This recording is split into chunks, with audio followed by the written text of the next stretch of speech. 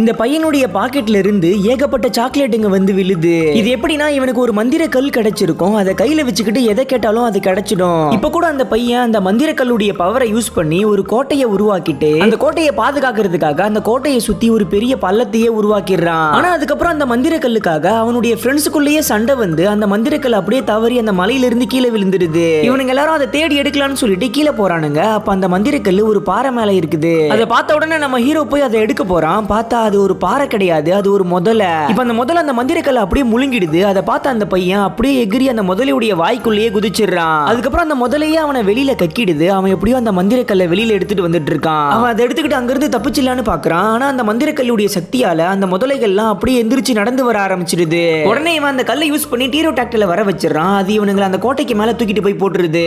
அப்பயும் அந்த முதலை இங்க கோட்டைக்கு மேலேயும் ஏறி வருது. உடனே இவன் அந்த கல்லை யூஸ் பண்ணி பலமான காத்த வர வச்சு அந்த முதலைகளை அப்படியே பறக்க